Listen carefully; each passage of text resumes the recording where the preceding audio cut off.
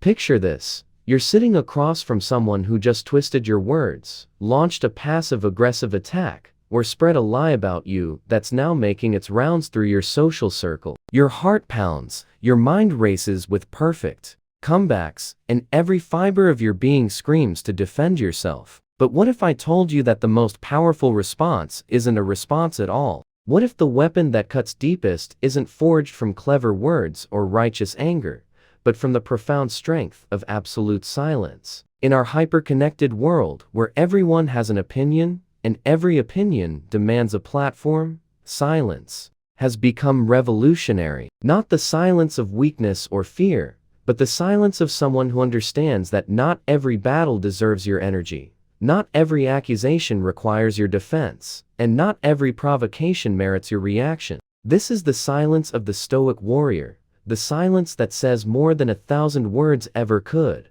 The modern world has trained us to believe that silence equals weakness, that not responding means surrender. We've been conditioned to think that every slight requires a comeback, every lie needs immediate correction, and every insult demands retaliation. But this reactive approach has turned us into puppets, dancing to the tune of anyone willing to pull our strings. The moment someone can provoke a reaction from you, they've gained power over you. The moment you feel compelled to explain yourself, you've already lost the psychological game. Consider the person who spreads lies about you. They're not seeking truth. They're seeking your reaction. They want to see you scramble, to watch you perform your innocence, to force you into the exhausting dance of constant self-defense. Every explanation you offer becomes ammunition in their hands. Every justification makes you appear more guilty. Every heated denial confirms their power to disturb your peace. This is the trap of reactive living, and most people walk straight into it, again and again. But silence breaks this cycle. When you choose not to react, you rob them of the very thing they're seeking. You deny them the satisfaction of seeing. You flinch. You refuse to play their game by their rules. More importantly, you force them to confront something they desperately want to avoid, the truth. Because lies, no matter how loud or how often repeated, have a fatal flaw. They cannot sustain themselves without constant feeding. They require energy, maintenance, and most crucially, your reaction to give them life. Truth, on the other hand, has endurance. It doesn't need defending because it defends itself. It doesn't require explanation because it explains itself. It simply exists, patient and persistent, waiting for time to reveal what was always there. This is why the Stoics understood that silence isn't the absence of strength. It's the presence of supreme confidence. When you know who you are, when you're anchored in your own values and integrity, the noise outside becomes irrelevant. The story of James illustrates this perfectly. Accused of something he didn't do, watching as whispers spread and colleagues distance themselves, his first instinct was to fight back, to prove his innocence through words and explanations. Instead, he chose the harder path, silence. He continued his work with quiet dignity, let his actions speak louder than any defense could, and trusted in the long game that truth always plays. Weeks later, when the real story emerged and his accuser was exposed, James stood vindicated not through his words, but through his unwavering composure. His silence had preserved his dignity while time did its inevitable work. This principle extends far beyond false accusations. When betrayal strikes, cutting deep from those we trusted most, the temptation to confront, to demand explanations, to seek closure becomes overwhelming. But people who betray you have already justified their actions in their minds. They've rationalized their choices, minimized their impact, or simply decided they don't care about the damage they've caused. Your pain, your confusion, your desperate need for answers becomes their source of power. It proves they mattered enough to hurt you, that they still have access to your emotional core.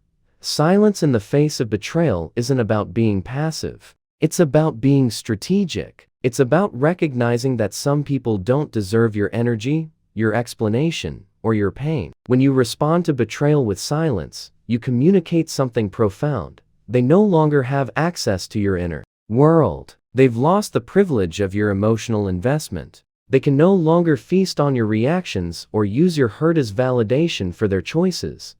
The weight of silence in these moments is crushing for those who expected drama, confrontation, or at least the satisfaction of seeing you broken. Instead, they get nothing. No tears to justify their actions, no anger to paint you as unreasonable, no desperate pleas to make them feel important. Just the hollow echo of their own choices, reverberating in the space where your reaction should have been. This same principle applies to insults and provocations. In a world where everyone is quick to defend their honor, silence becomes the ultimate power move. When someone insults you, they're not trying to speak truth. They're trying to drag you down to their level. They want you to abandon your composure, to meet them in the mud of petty conflict. But responding to an insult, no matter how clever your comeback, validates their behavior. It tells them they've successfully pushed your buttons, that they have the power to make you react.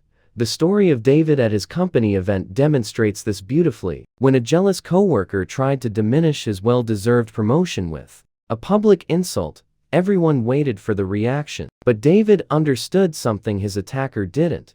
Confidence doesn't argue, and dignity doesn't defend. His silence in that moment wasn't empty. It was full of self-respect, composure, and quiet strength. He won not through words, but through the absence of them. Perhaps the most manipulative situation where silence becomes crucial is dealing with professional victims, those who rewrite every story to cast themselves as the wrong party. These individuals don't want resolution. They want sympathy. They don't seek truth. They seek control of the narrative. When confronted with accountability, they deflect, cry, and suddenly transform you from the wrong party into the aggressor. The more you try to explain, to present facts, to maintain logic, the worse you appear. Because while you're speaking to reason, they're playing to emotion, and in the court of public opinion, emotion often wins when reason argues too long. Rachel's experience with her manipulative coworker illustrates this trap perfectly.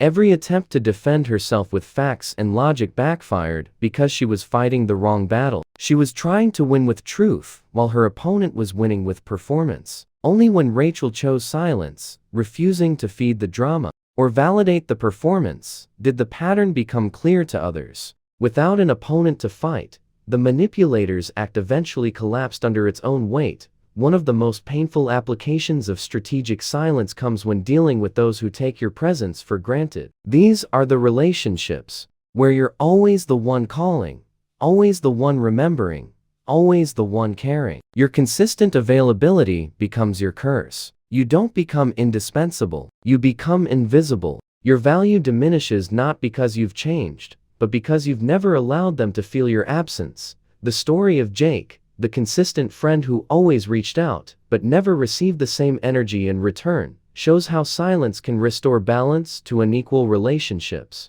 When he stopped being the pursuer, when he allowed silence to fill the space where his efforts used to be, the truth revealed itself quickly. Those who truly valued him made the effort to maintain connection. Those who didn't simply disappeared, giving him the clarity he needed about where he truly stood in their lives. This isn't about playing games or being manipulative. It's about recognizing that people don't value what's always available. They value what they're afraid to lose. When you're constantly present, constantly available, constantly reaching out, you remove any need for them to invest in the relationship. Your silence forces them to confront their own level of investment and decide whether you're worth the effort. The power of silence becomes even more evident when dealing with chronic provocateurs, those who thrive on creating conflict and chaos. They poke and prod, make subtle insults, and create tension not because they're brave, but because it's the only way they feel powerful. They need your reaction to feel alive, to feel important, to feel like they matter. Your anger, your frustration, your emotional response becomes their fuel. Adam's experience with his toxic coworker demonstrates how silence can disarm even the most persistent provocateur. By refusing to engage, by maintaining his composure, by denying his antagonist the reaction they craved, Adam shifted the power dynamic completely. Without fuel, even the most toxic flame dies out. The provocateur, used to the dance of conflict, didn't know how to respond when the music stopped. This brings us to perhaps the most satisfying application of strategic silence, when those who took you for granted suddenly realize what they've lost. The calls start coming. The apologies begin flowing. The promises of change fill the air. But here's the crucial understanding. If someone only starts to value you after you leave, they never truly valued you when it mattered. And the worst thing you can do is return, just because they finally noticed. Olivia's story with her partner who took her for granted until she was gone shows the power of maintaining silence even in the face of regret and desperate attempts at reconciliation. Her quiet departure spoke volumes that no argument ever could. Her refusal to explain, to justify, or to provide closure forced him to sit with the weight of his own choices. Her silence wasn't punishment, it was wisdom. It said that doors, once closed by neglect, don't automatically reopen just because someone finally realizes what they've lost. The strategic use of silence isn't about being cold or vindictive. It's about understanding that not every situation deserves your energy, not every person merits your explanation, and not every conflict requires your participation. It's about recognizing that in a world addicted to noise, silence becomes revolutionary. It's the language of those who no longer need validation, who don't require others to understand their worth, who trust in time, truth, and natural consequences to restore balance. Silence forces reflection, and reflection is what most people avoid at all costs. When you don't react, when you don't explain, when you don't defend, you create a mirror that shows them exactly who they are and what they've done. This reflection is often more powerful than any words you could speak, more cutting than any comeback you could craft, more devastating than any retaliation you could plan. The beauty of strategic silence is that it preserves your energy for what truly matters. Instead of exhausting yourself in endless explanations, justifications, and defenses, you conserve your power for pursuits that actually deserve it. You stop being reactive and become proactive. You stop being a victim of others' provocations and become the master of your own responses. This doesn't mean becoming a doormat or allowing genuinely harmful behavior to continue unchecked. There's a difference between strategic silence and passive acceptance of abuse. Strategic silence is about choosing your battles wisely, about recognizing when words will help and when they'll harm, about understanding that some people and situations don't deserve your emotional investment. The Stoics understood this balance perfectly. They weren't advocating for passivity in the face of injustice or withdrawal from meaningful engagement. They were teaching the wisdom of emotional regulation, the power of thoughtful response over reactive impulse, the strength that comes from not allowing others to dictate your emotional state. In our modern context, this wisdom becomes even more relevant. Social media has created a culture where everyone feels entitled to immediate responses, where silence is often interpreted as admission of guilt, where the loudest voice is assumed to be right. But those who understand the power of strategic silence know better. They know that not every comment deserves a reply, not every accusation requires a defense, not every insult merits acknowledgement. The practice of strategic silence requires inner strength that most people don't possess. It requires you to sit with discomfort, to resist the immediate impulse to defend and explain, to trust in long-term truth over short-term vindication. It requires you to be comfortable with being misunderstood in the moment, knowing that time will eventually reveal reality. This practice also requires a deep understanding of your own worth. When you know who you are, when you're secure in your values and integrity, the opinions and provocations of others lose their power over you. You don't need their validation because you validate yourself. You don't need their understanding because you understand yourself. You don't need their approval because you approve of your own choices and actions. The transformation that occurs when you master strategic silence is profound. You stop being a reactive person who dances to others' provocations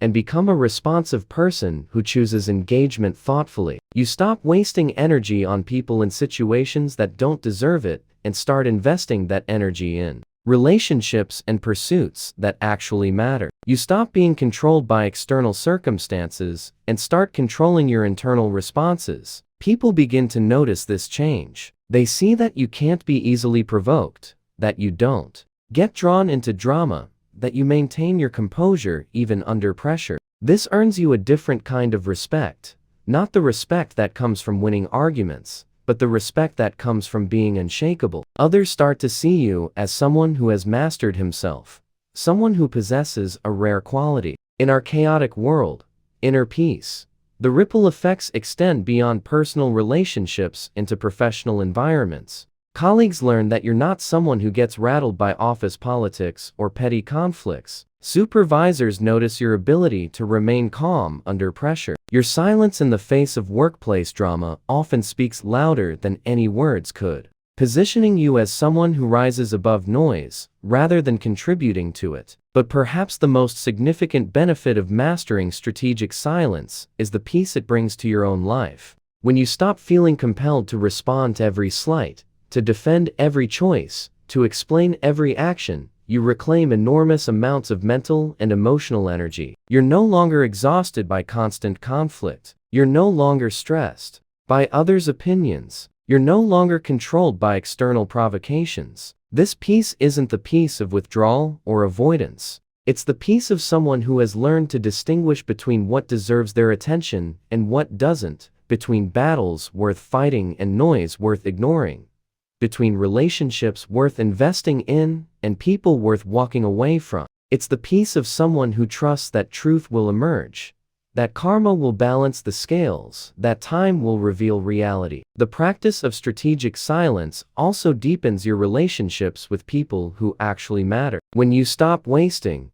energy on those who don't value you, you have more energy to invest in those who do. When you stop getting caught up in meaningless conflicts, you have more capacity for meaningful connections. When you stop being reactive to everyone, you become more responsive to the right people. Those who truly care about you will appreciate your new level of emotional maturity. They'll value your ability to remain calm in chaos, your refusal to get drawn into drama, your capacity to think before you speak. They'll see that your silence isn't about being cold or distant. It's about being selective with your energy and intentional with your responses. The journey to mastering strategic silence isn't easy. It goes against every instinct we've been taught about standing up for ourselves, defending our positions, and making our voices heard. But those who make this journey discover something profound.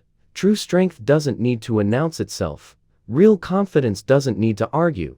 And genuine wisdom often reveals itself through what isn't said rather than what is. In a world full of noise, where everyone is shouting to be heard, those who have learned the power of strategic silence possess a rare and valuable skill. They've learned that silence isn't empty. It's full of power, wisdom, and choice. They've discovered that not responding is often the most powerful response of all, that stepping back can be more effective than stepping forward, that sometimes the most devastating thing you can do to someone is nothing at all. The next time you find yourself in a situation where every instinct screams at you to react, to defend, to explain, remember this: silence is not surrender. It's strategy. It's not weakness. It's wisdom. It's not about being passive. It's about being powerful. And sometimes the most profound statement you can make is no statement at all. Because in the end, karma doesn't need your help. It just needs your silence.